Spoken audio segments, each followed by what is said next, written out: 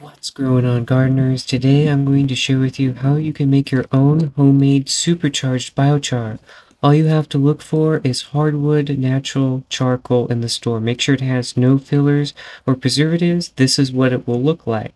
It will basically be just wood that has been turned into a natural charcoal state.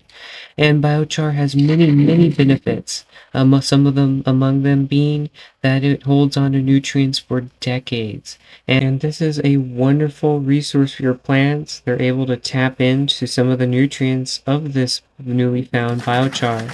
But as you can see here, before you do anything, go ahead and add a little bit of water, as that will help to reduce any of the dust, because you don't want to breathe that in.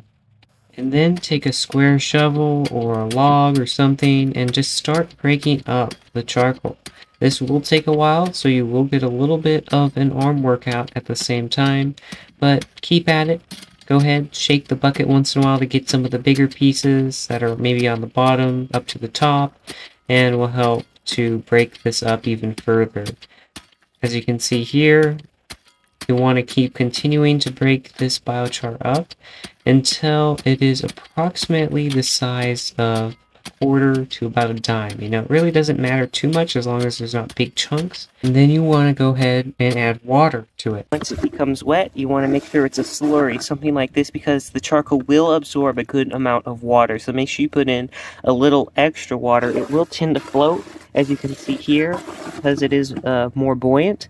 But then after that, all you have to do is add your amendments, which I'll share with you right now. The first thing you can add is a handful of your native soil. This will allow this to become populated with the billions of microorganisms and bacteria that are found in your native soil. You can add anything, which I'm going to do, just a little handful of any sort of organic fertilizer. So as you can see here, I'm just going to add a little handful for this 8-pound bag of biochar. As you can see, that's what it looks like here. That's a little bit of that. And then if you have it, leaf mold.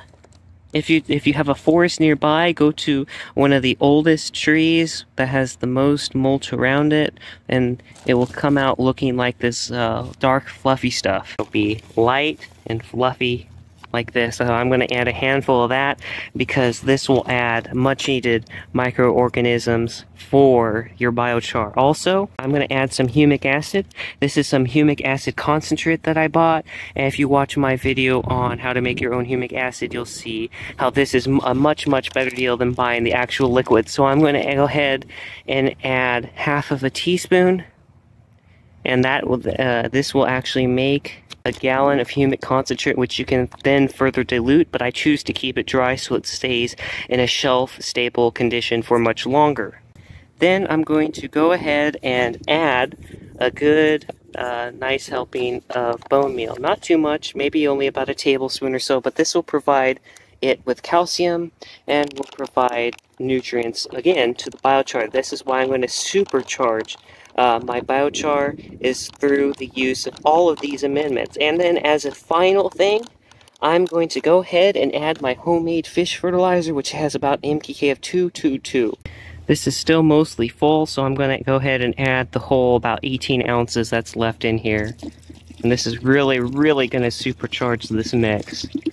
There's going to be probably trillions of microbes that are left in this. And then all you want to do is just stir this around now.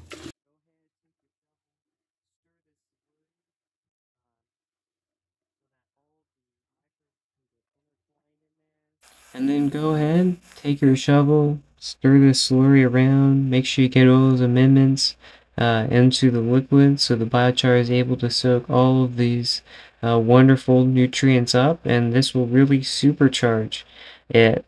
I'm going to go ahead and let this sit for probably 3 weeks to a month. You can use it in as soon as little as 7 days. But since I'm not getting ready to plant anything, I'm just going to let this sit and let it absorb all the wonderful nutrients. And it's going to supercharge this mix. And then all you have to do is add up to 20% by volume on your raised beds. But you know, just a sprinkling of this will be enough on each of your raised beds. If you have multiple, I'm just going to throw a thin layer and mix it into my soil, because this can last upwards of 20 years before it fully breaks down some of the bigger chunks. So that's just a quick crash course on how to make your own biochar. In this case, this only cost me $3.31, plus the little bit of fertilizer that I did use, and different amendments. So I hope you really enjoyed this video. Make it your own, add your own amendments, go to the store and buy your own hardwood lump charcoal, and you'll have supercharged flower beds, garden beds, and you can even put these into containers as well. So if you want to see how I built my raised bed for only $25, yes, still $25 only in 2024, you will definitely want to check out this video now.